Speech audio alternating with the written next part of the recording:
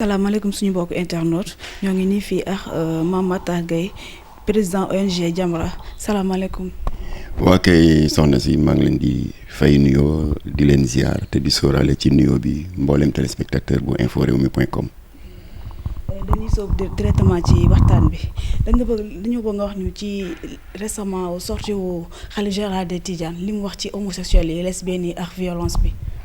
waaw xam nga suñu maam bi nga xam ne ñun ñëpp a ko bokk ñun waa Sénégal ñu koy wax Kocc Barma dafa am baat bu am solo bu mu wax dafa wax ni lu feeñ ci sëy jëkk na nuyoo ca ngoro la waaye dañ ko faalewul woon ñun nag yàgg nañu di artu ñu naan Jamra day gonflé yu fii et cetera waaye fi mu ne amul lu fi mënees gonflé ndax yëf yëri gonflé boppam ne teel ñëpp a teg ci seen bët te lu ne fàng kenn mënatu ko jeex yàlla dafa dogal sëriñ Babacar Sy Mansour dafa sax xamee lancu ki ko fi jiitu di sëriñ Mansour Sy borom daara ji ndax yàlla dogal na mës nañoo dalal ci benn au lendemain de gàmmu Imam Massamba Diop jiite délégation Jamra bi ñu fekk mu xaw a tawat ñu daal di wax bëkk néeg bi rek ne ko eggal ñu ko nuyoo bi rek ne ko dañ ko doon ziar mais bëkk néeg bi waxee dafa mer dafa ne waa Jamra la ñu ne waaw mu ne dem leen ngeen wooyu leen moom Serigne Mansour Sy borom daara ji ñu daal di ñëw waxtaan ba ñu waxtaan ak moom nag ci chambre à coucher la ñu recevoir en présence de son fils qui est encore vivant et ñu ngi koy saluer au passage mu di sëñ Habib Sy mu daal di génn benn manuscrit ne yéen waa Jamra dégg naa naqarlu bi ngeen doon naqarlu fan yi boroom ñaari tur yi fukki sëy ak juróom benn yu ñu takk fii ci dëkk bu tedd bi di Kaolack nga xam ne fa la Cheikh al Khalifa Baye Ibrahima Niass tëdd muy benn tooñ bu ñu tooñ deuxième tooñ ñu tànn guddi gu tedd gu day ni guddi bu ñuy célébrer juddu Mawludul Nabi le 25 décembre 2015 la woon ñaareel ba ñu defee ko ci bërëb boo xam ne la ñu fa séntu mooy ñuy tàggat xale yi des ci ñoom ay jikko yu baax ak xam-xam muy école Ibrahima Diouf ñu dem def lu ñaaw lii seen taxawaay rafet na maa ngi leen di ñaanal di leen jàppale daal di simmi benn grand boubam muy un acte symbolique fort may ko Imam Massamba Diop jël ay peeru dàllam may ko daal di ne nag manuscrit bi mu fekk ma fi ak mu bañ fee ne bëgg naa yow Imam Massamba nga jokkoo ak sama cousin Alaaji Makhtar Kébé ngeen traduire ko en français et en arabe ci rëbb bi yàlla rëbb birum boroom ñaari tur ci alxuraan alors loolu bu amee te ki ko fi wuutu tey di sëñ Babacar Sy Mansour daal di ko emboîter le pas ñun mënuñu dul bég si parce que daf ñuy renforcer dans la légitimité de notre combat nga xam ne mësuñu see jóg yàlla dogal nag que sëriñ Babacar Sy Mansour dafa yëkkati kàddoo ci fa mu ko war a yëkkati ak ci jamono bi mu ko war a yëkkati fa mu ko war a yëkkati bés bu màgg la ñu waroon màggal guddi gi Seydina Mohamed fa mu ko waroon yëkkati mooy dafa toog ci wetu ndaw loo xam ne nguur gee ko yónni muy le ministre de l'intérieur li tax ma nekk jataay bi dafa tombé mooy mois de juillet bii rek yéen presse bi yéen a doon def reportage si njombe loo xam ne ba Sénégal amee indépendance ba léegi mësu ko am mu di benn groupe de gangsters de lesbiennes yu daal di créer benn opération benn expédition punitive contre seen benn lesbienne boo xam ne dafa repenti son seul tort dafa dem ba waxtaan ak xelam xam ne lii mu nekkee du dëgg du yoon ngor bu ko diine bu ko mu ne damay delluwaat ci sama néegu say jubóog sama jëkkër loolu rek la def chef de gang bi ki jiite lesbiennes yi moom nee na comme que ndaw si coroom la woon te léegi mu ngi leen di bàyyi pour dellu ca jëkkëram kon moom elle s'estime être trahi moom moo jiite cette expédition punitive daw dem Caaroy Léona ca kër ndaw sa song ko dóor fa ay xeer jëkkër yi di bëgg interposer wu ñu menacer ko de mort. Alors bu dul woon gaawaayu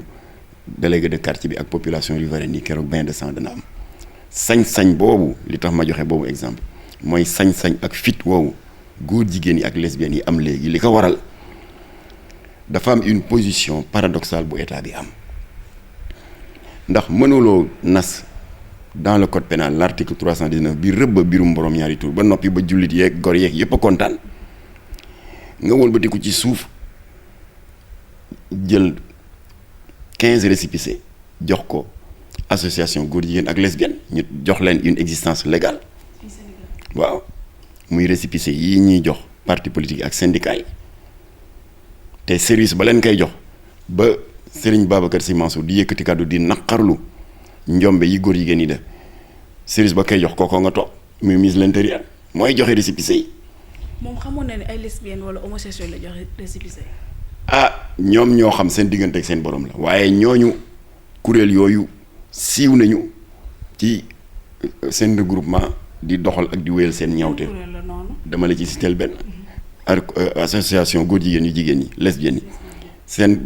association bi gën a siiw am na yeneen yu ndaw ndawaan mais bi ci ëpp doole mooy sourire de femme. sourire de femme. kon ba leen ministère de l'intérieur di jox récépissé xam na ne ñi ay góor jigéen lañu parce que ñoom ñoo tuddee seen bopp sourire de femme ba pare affiché wu ne ay homosexuel femme lañu alors position ambiguë boobu moo jox góor jigéen ñi fit ba léegi dañuy verser dans la provocation ndax lii ma la nettali sànq provocation la sëñ Mansour Sy itam loolu mu doon naxarlu ci ñaawteef ba la ñu def Kaolack takk fa fukki sëy ak benn ci guddi gu ñuy màggale juddu yonent bi tooñ la provocation la kon ñoom bu ñu yégee ne que dañ leen interdire pour la forme rek article 309 mais en réalité jox nañ leen des récépissés de reconnaissance légale kon ñoom dañuy am le sentiment d'être protégés. Donc là on pourra conclure que ni peut-être l'État est dafa bokk ci ñoom wala l'État moo leen di mais dafa am benn mainmise seen kaw moo leen di jox force boobu nga xam ils font ce qu'ils veulent. non xam nga dañuy wax ne y a le principe de la continuité de l'État parce que ci nguur ga fa jiitu woon récépissé yi ñuy jox góor jigéen yi ñun compté woon nañ ko c'était dans le régime libéral 9 la woon waaye ba régime bii ñëwee arrêté wu ko mu nga continue di leen jox léegi ñu ngi ci 15 récépissé. Comment vous êtes au courant de ces suñu enquête bopp la suñu enquête bopp la léegi ba ma ko waxee ci rajo yeeg télé yi ban autorité bu ne ministre de l'Intérieur nga gis mu démentir ko kon am na alors bu ko defee ñun ñu jàpp ne que problème bi pour saafaral ko dañ koy war a jël dans sa globalité te bañ ci jàpp aw làcc rek yooyu nax sa bopp la loolu waral le 27 juillet bii passé ñun dañu amoon benn débat bu sa naataangoo RFM yi organisé entre Jamra ak le ministère de la famille te li ko waral vous le devinez aisément ministère boobu dafa am une nomenclature bu bees bu xaw a tey xel parce que boo ne ministère de la femme de la famille de la protection de l'enfant mais ñëpp a ngi ci biir pourquoi et du genre alors ñu daal di ma boole ak madame Mbodj Absa Wade qui était la directrice de l'égalité et de l'équité du genre ñu waroon dem am débat ba jeexee ma yóbbante ko ci ay kilifaam ma ne ko c'était au mois de juillet ma ne ko cette notion de genre gis nañ musiba yi mu jur dans les pays occidentaux ñun du ñu nekk ba li doon yoot di raam egsi ba ci ñag bi ne tël ñuy doog a jooy dañuy jooytu léegi ma ne ko maa ngi lay yëgal ne décembre bi di ñëw dinañ def tournée d'information jox la bonne information aux autorités de ce pays ma ne ko nag pour jox la exemple ci musiba yi cette notion de genre def ma ne ko Allemagne ngi fi nii la tàmbali woon benn bureau wala benn service du genre wala benn direction du genre ndekete pexe lubbi homosexuel yi la woon fa la ñu porox ndoll def lu jéggi dayoo ndax xam nga Allemagne ak France ñoom ay est-ce que l'homosexualité est dépénalisée ou dépassé nañ foofu dépénalisé nañ ko kon c'est légal Allemagne ak France autre dépassé nañu tamit est-ce que góor ak góor am nañu droit ni góor ak jigéen di demee mairie ba officier d'état civil bi ñëw daal di def acte de mariage officiel ñu solante ay bague d'alliance est-ce que góor ak góor am nañu droit def ko ñoom dépassé nañ ko France voté na en 2013 sous François Hollande la loi sur le mariage pour tous kon ñoom dépassé nañ loolu xam nga lu ñuy wut léegi un statut officiel bu leen reconnaître que ñoom du ñu góor du ñu jigéen mooy le troisième genre. am nañu ndam Allemagne naka la demee lobby yi dañu def pression ginnaaw bi ministère yeeg yëpp am une cellule genre bu ñu fa dugal ñu def pression ci les décideurs gouvernementaux parce que c'est une coalition de sociaux-démocrates et de conservateurs pour ñu jox leen seen i ak seen yelleef ndax ci réew mi la ñu bokk. Conséquence yi moo di la cour constitutionnelle allemande qui est la plus haute juridiction de ce pays dal di jox xor bi le Bundestag qui est le parlement allemand ne leen balaa fin d'année parce que lii ma lay wax 2018 la woon balaa fin d'année na ngeen artu ci revendication minorité sexuelle yi c'est chose faite parce que depuis le 14 décembre 2018 Bundestag le parlement allemand voté na officiellement la reconnaissance du troisième genre en Allemagne mu nekk un troisième sexe ou un sexe intermédiaire à telle enseigne que citoyens allemands yi léegi dans leurs divers documents administratifs permis de conduire kayitu juddu wala leneen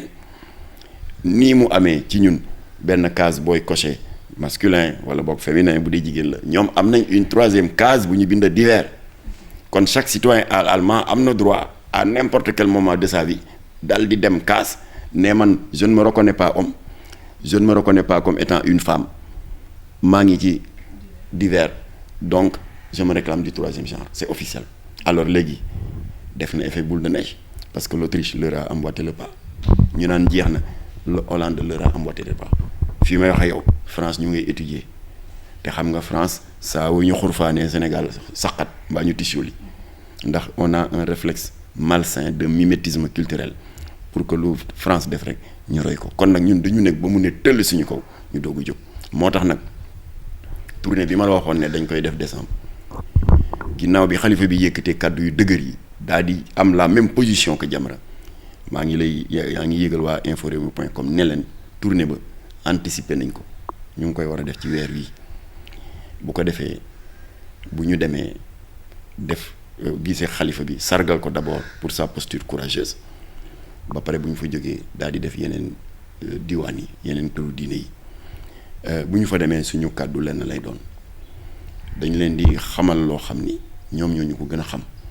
maanaam grande religion révélée yëpp bu ñu ko tàmbalee ci livre grand religion révélé yi texte sacré yi bu ñu ko tàmbalee ci tawret bi yonent yàlla Moussa injiil bi yonent yàlla Insa ba ci alxuraanu karim bi ñu xam suñu borom kàddoom ci ambivalence boobu la ko teg wal muminina wal muminaati wal muslimina wal muslimaati fu mu tuddee góor tuddee jigéen mais amul fenn fu mu tuddee un sexe intermédiaire wala un troisième genre wala leneen ñoom ñoo ñu ko gën a xam alors kon suñu revendication bu ñu eggee ba toog ak ñoom ba jox leen la bonne information mooy sàkku si ñoom taxawu pour ñoom ñu wax ak état bi pour mu xotti 15 récépissés yi ñuy jox góor jigéen ñi di leen dooleel suñu deuxième revendication moo di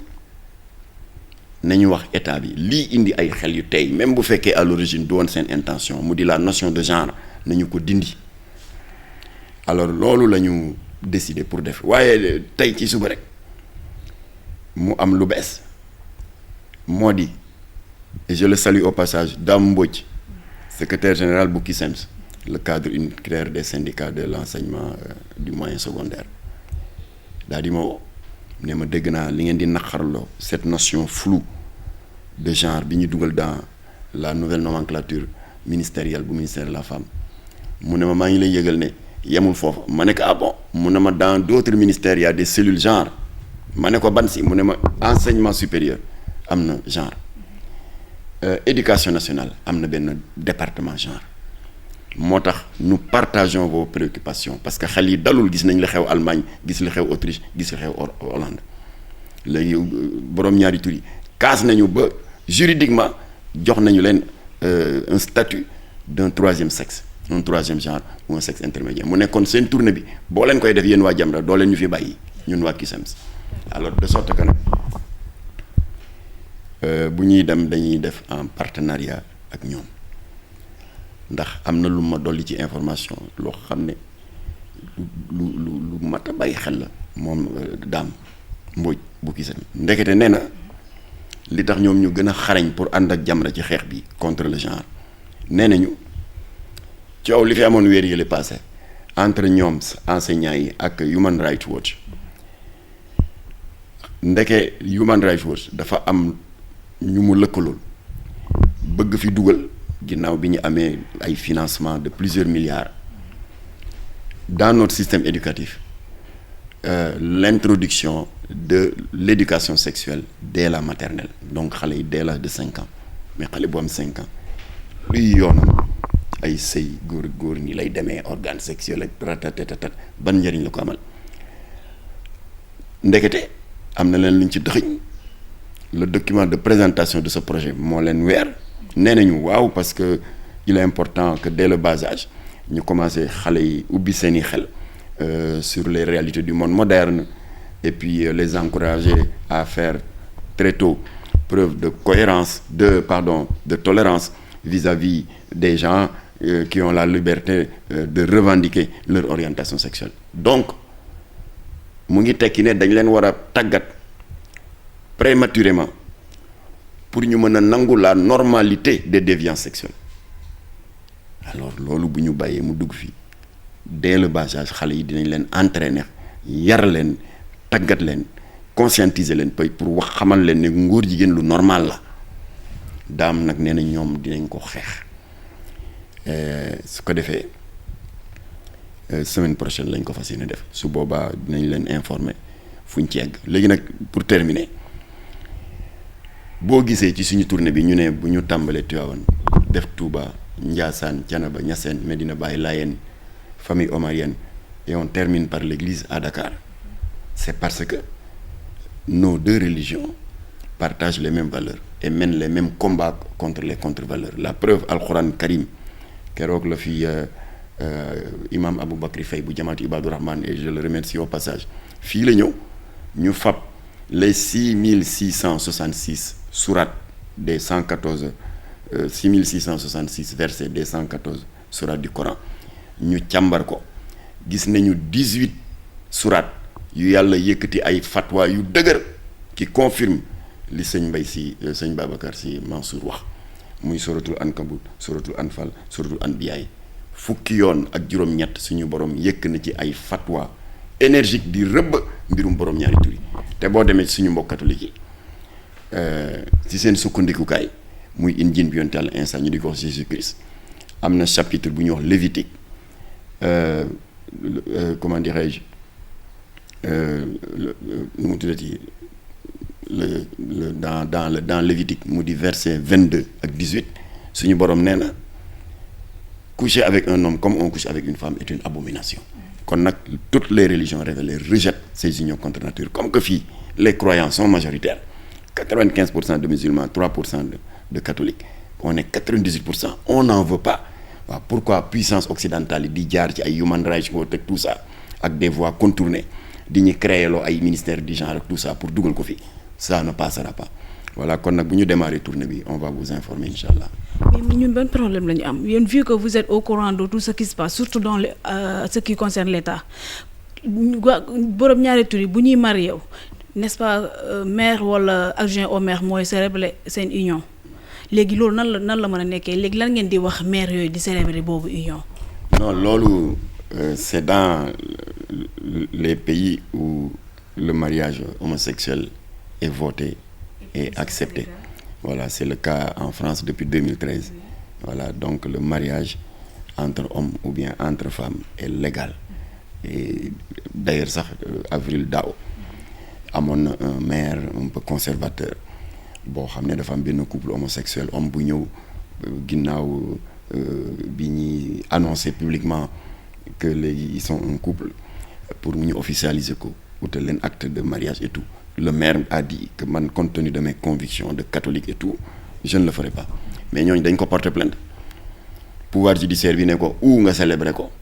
ou alors nga jóge fi nee na je préfère perdre mon poste de maire que may célébrer musiba bi alors mais ñun amaguñu egguñu foofu waaw ndax fii lobby yi ñuy def pression pour faagaagal l'article 319 qui bannir les unions contre nature ñu ngi def pression pour que état bi dans les différents ministères fexe ba ñu introduire fa cette notion de genre, bien que ñoom beneen explication lañ ci joxe. Alors bu ko defee yooyu étape yooyu bu ñu ko passé ci fii lañ jëm. Il est vrai que nag y a pas mal d'autorités de l'État ñi ci mujje mooy ñi yore mbirum développement territorial xaw ma nu ñu tuddati dañu doon séminaire fii ci hôtel Mamoun maa ngi dégg ñuy xas Jamra naan di dal suñu position par rapport ak appréciation bi ñu am ci genre. ma ne waa d'accord yéen bu fekkee la notion de genre amu leen ci dégg-dégg bi allemand yi am ginnaaw bi lobby homosexuel yi defee pression ci ñoom ba le Bundestag le parlement allemand voté ko le 14 décembre 2018 ba léegi le troisième sexe est officialisé yenn allemand yi di ko tuddee sexe intermédiaire ñeneen ñi di ko tuddee troisième genre bu fekkee yéen du loolu ngeen ci jublu effacé leen mbirum genre ngeen ut beneen tur boo leen ko tuddee ndax kenn du la jiiñ ndëmb fekk la ngay seeñu yeelu liir kon coow li yéen a ko teg seen bopp dindi leen cette notion de genre dans le ministère de la famille dindi leen ko ci seen ministères yi ci des développement territorial la xaw ma lan dindi leen ko ci éducation nationale dindi leen ko ci enseignement supérieur ba Sénégal amee indépendance ba léegi on fonctionne correctement sans ces notions floues qui prêtent à équivoque et que les lobbies homosexuels utilisent à l'extérieur di def ay avancées importantes ba fexe ba def pression ci parlement yi ñu jël cette notion de genre officialisé ko bu wane ne un troisième sexe existe or ça n'existe pas. Dieu n'a pas créé un sexe intermédiaire ni un troisième genre ni un troisième sexe góor la wax ak jigéen pas autre chose. gis nañu le député Moustapha Diakhaté ci page Facebook bëggoon nee na li ngeen di dénoncer noonu na ko état bi éclaircir da koy wax ndax day venger wu liñ ko def wala day leen di soutenir. waaw man day Moustapha Diakhaté li ma ko mës a xamal ndax ñun ñi nga xamante woon jamono bi mu nekkee un libéral dissident dans le régime du président Abdoulaye Wade te di jiite kuréel boobu ñuy wax wàccoog alternance ak démocratie fa la ñu xaritoo ak moom Latif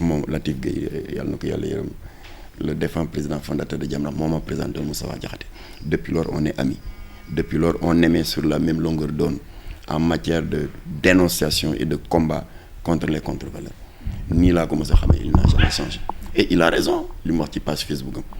na état bi éclaircir li parce que nee na leen ba Jamra dalee di leen accuser sur cette notion de genre sur la délivrance des récépissés à des associations d'homosexuels ba tey àdduwu leen ci mais na ngeen éclairer la lanterne de l'opinion il a raison. mais boo gisee ma wax loolu parce que un peu en arrière moom quand il faisait partie de ce groupe c'est-à-dire l'État du régime là il était il n'en a jamais parlé il acceptait cela mais maintenant vu qu'il est un peu écarté donc mu bëgg waaw ba tey est-ce qu'il n'est pas du genre vengeance. waaw waaye ba tey tubaab dafa wax ne il vaut mieux tard que jamais xam nga nee nga bi mu nekkee ci biir régime bi kenn mësu ko dégg mu wax loolu waaw te nee nga léegi comme que daanaka génne nañ ko. mu ngi wax loolu bon ñun duñ ci am une appréciation négative dañu naan mu wax ko ci dëggu gëñ ko mës a xamee moo gën mu ñàkk koo wax daa di am une posture qui sera de fait assimilée à une complaisance voilà comme ko wax na ko jaanam wàcc na léegi suñu borom malaaka yi dinañ def rapport daa ne Moustapha day il s'est démarqué de ça waaw ñu ngi ñaan nag képp koo xam ne àndoo ci góor jigéen yi ñuy jox récépissé di leen jox une existence légale dëggal leen ci musiba bi ñu ne ku ci àndul na nga démarqué wu ko Moustapha Cissé Lo Moustapha Diakhaté. suñu état dañu di sargal ci loolu suñu armée dañu gis ni ci WhatsApp bi wala ci réseaux sociaux de manière générale ku ci def dara du yàgg sax dañ lay jàpp ndax xale boobu doon def saaga oncle am di ko vidéo jàpp nañ ko donc lan moo tax homosexuels yi wala lesbiennes yi dañu nekk ci WhatsApp bi def seeni statut wane ni ñoom loolu li ñu doon ñu accepté ko te ñu ngi fi Sénégal te kenn mësu ci wax dara kenn mës a wax ni kii jàpp nañ ko ci loolu grâce aux réseaux sociaux yéen lan mooy seen conclusion. loolu day c'est une injustice affaire ku ma am ndey ak ku ma amul ndey moo ci ne ndax gis nga lu gën a insignifiant lii nga wax Ousseynou Diop le jeune Thiessois commentaire rek la def ci page Facebook am daal di joxe son appréciation sur les attentats de Charlie Hebdo ñu ne ko CRIP jàpp tëj ñetti at sans jugement waaye juróom bu jigéen soxna Aminata Sall ak nijaayam Alaaji Xaar Seen ñoo ñëwoon sàkku si Jamra mu yëkkati ci kaddu ñu daal di dem le 18 novembre fii ci place de France Thiès ànd ak xaritu Ousseynou yeeg ay mbokkam ak ay promotionnaire am def un grand boucan def sitting interpeller le président de la République ne ko kii